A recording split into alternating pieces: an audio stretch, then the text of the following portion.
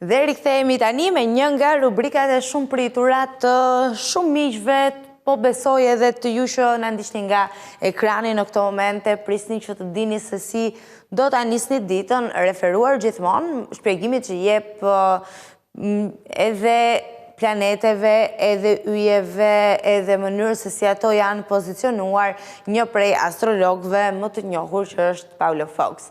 Ne do t'i ndjekim së bashku të gjitha shenjat, mua ndërkohë kanë ardhur disa mesazhe që më pyesin kur do filloj horoskopi, se duhet i në punë dhe duhet të di se si do ta kem ditën. Megjithatë, ne shenjat do t'i marrim me radhë dhe do t'i japim secilës kohën e caktuar në mënyrë që gjithë secili prej jush të jetë i informuar aq sa duhet për të nisur një ditë të mbarë, shpresojmë për pjesën më të madhe. Shkojmë tek Dashi. Marsi dhe Hëna do të nxisin energji të reja në punë. Sot je i gatshëm të marrësh iniciativa dhe ide. Financat mbeten të qëndrueshme, veçanërisht nëse planifikon mirë shpenzimet. Mund të ndihesh më i vendosur se zakonisht për të bërë hapa të rëndësishëm karriere. Një ditë që vjen me reflektim për shenjën e Dashit, me ide të reja, me iniciativa të reja dhe me qëllime të cilat me sa duket do të përkthehen në fitime konkrete. Shkojmë tashmë tek shenja e Demit, le të shohim së bashku nëse edhe për shenjën e dytë të Zodiaku do t'jetë një e martë favorizuese, e mbarë dhe me suksese në fushën e karrierës. Në fushën profesionale, le ta themi kështu, ka një ritëm pozitiv për shenjën e Demit. Do të jeni mes ideve të reja dhe mundësive të bashkëpunimit të cilat po shfaqen në rrugën tuaj. Financat janë në kontroll, por vëmendja ndaj detajeve të vogla të buxhetit sot mund të sjellë përfitime në të ardhmen afatgjat. Çka do thotë? Paktën kështu e kuptoj unë që nëse jeni përballë një vendimi të rëndësishëm për të blerë diçka, është më mirë ta shtyni edhe të shkoni drejt një investimi më të zgjuar, i cili mund të mos ju jap fryte me njëherë, por do t'ju shpërblej në të ardhmen dhe kjo ka rëndësi në fund të ditës. Dhe shkojmë tashmë nga Demi tek Binjakët, jemi tek shenja e radhës. Për Binjakët me sa duket ky është një moment i favorshëm për të zgjidhur çështje të vjetra në punë apo burokraci. Diçka ka mbetur pezull për ju, keni marrë pak kohë për të pushuar, mbase për të logjikuar ftohtë edhe për të menduar ndryshe, po tani është momenti që të riktheheni edhe një herë dhe të shkoni për t'i dhënë një zgjidhje finale të gjithë asaj problematike në qoftë e tillë. Mund të pranosh një lajm të mirë që lidhet me rritje të përgjegjësive ose pozicioneve. Në planin financiar, durimi dhe puna e qëndrueshme po japin shpërblime. Ditë e mbarë me sa duket edhe për shenjën e Binjakëve, që përtej pasigurive që shpesh herë kanë edhe dyzimeve për të vendosur për diçka apo për një tjetër, sot do të shkojnë drejt një rezultati pozitiv që do të vi, siç e përmenda edhe më herët, si pasojë e një qëndrimi paksa më ndryshe në planin financiar, me durime dhe me punë, do të mund që të menaxhojë dhe të sjellë më të mirën. Shkojmë tek shenja e radhës, nga Binjakët ndalemi tek Gaforja. Për Gaforen, sugjerohet një forcim i besimit profesional. E di që ndoshta mund t'jeni duke dyshuar paksa veten, mund t'jeni gjendur disi në vështirësi të ndryshme për një arsye apo për një tjetër, po lëreni pas hijen e dyshimit dhe filloni të mendoni ndryshe. Mund të rriteni akoma edhe më shumë profesionalisht dhe të shihni rezultate pozitive. Ndoshta po afrohet një konfirmim për një projekt të rëndësishëm apo mundësi të re pune. Financat duket se po stabilizohen, sidomos nëse arrin që të ndash emocionet nga vendimet praktike. Emocionalitetin lëreni pas. Nuk ka nevojë të jeni të ndjeshëm kur bëhet fjalë për vendime ekonomike apo që i përkasin profesionit. Duhet të jeni objektiv. Vetëm me objektivitet mund të merrni vendime të duhura pa cënuar integritetin tuaj profesional. Dhe shkojmë tek Luani.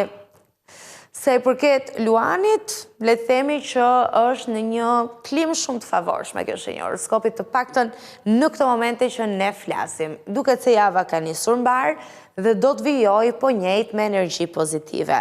Ka krijimtari dhe një vetbesim i cili vjen gjithmonë më shumë në rritje, duke sjell avantazhe edhe në punë për shenjën e luanit. Duhet thënë se mund të ndodhë që dikush të vlerësoj idet apo përkushtimin tënd.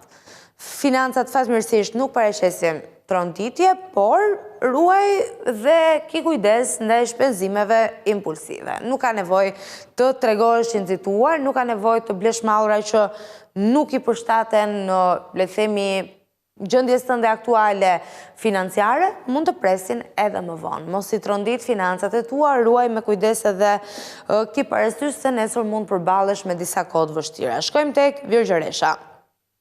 Sot puna kërkon fokus dhe përkushtim të madh. Është koha e duhur për të riorganizuar prioritetet profesionale dhe për të vendosur bazat të forta për projektet afatgjata.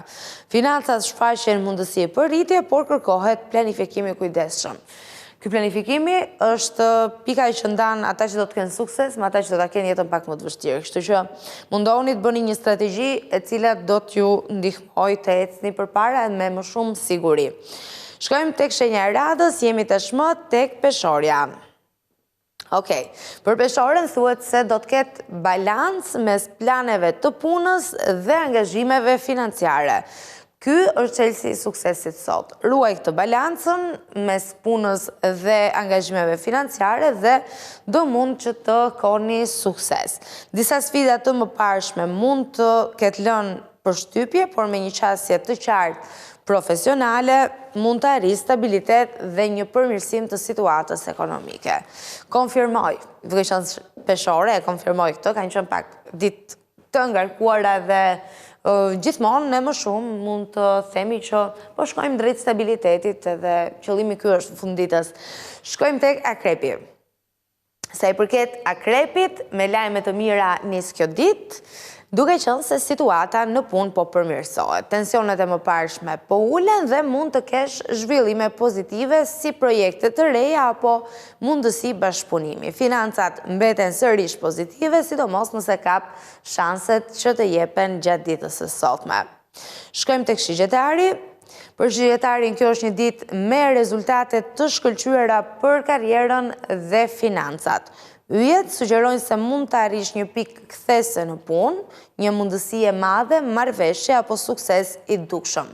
Financat gjithashtu vlerësohen se do të jenë lart sot. Një ditë e mbar për shigjetarin, i cili ka që nga shtatori, me sa arrit të kujtoj unë, pra shtatori 2025 që është në më dyshje çfarë të bëj me jetën, po kërkon një ndryshim. Ditën e djeshme kemi dhënë dritën jeshile për shigjetarin sepse po hynë më në fund drejt një periudhe më të favorshme dhe me sa duket sot fillojnë të ndihen efektet e para që do të jenë tek financat. Shkojmë tek britsjapi. Puna do të përparoj me një ritëm të mirë, sidomos në projekte të cilat kanë nisur prej kohësh, ose nëse nuk kanë nisur i ke planifikuar që ti kesh prej kohësh. Mund të ndihesh më i vlerësuar nga kolegët apo nga eprorët.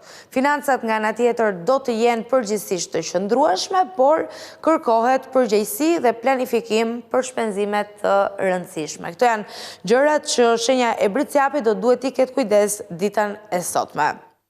Shkojmë tek ujori. Mund të ndodhë që ide të reja të shfaqen në sferën profesionale për shenjën e ujorit, duke sjell mundësi për projekte të reja. Financat nuk paraqesin surpriza negative, ky është lajmi i mirë, por është e rëndësishme që të mos nxitohesh me investime të pa planifikuara. Shkojmë në përfundim tek shenja e radhës dhe fundit e dini tashmë, jemi tek peshqit, yjet janë në favor të ndërtimit të një baze të qartë pune dhe mirëqënieje. Sot mund të ndihesh se ke një mundësi të mirë të rifillosh apo të ndryshosh strategji ekonomike. Kujdes balancën mes aspiratave profesionale dhe stabilitetit financiar. Dhe kështu kemi përfunduar edhe me horoskopin ekonomik. Uroj ta keni gjetur mirë veten sot mes 12 shenjave të zodiakut, përgjithsisht mua më duk parashikim pozitiv. Shohim se çdo sjell e mërkura. Po unë jam e bindur që nëse e marta, që nuk njihet, paktën për mua, po besoj edhe për shumë të tjerë si unë, si dita më e mbarë e javës ishte e tillë, me këto parashikime, e mërkura do jetë e mrekullueshme.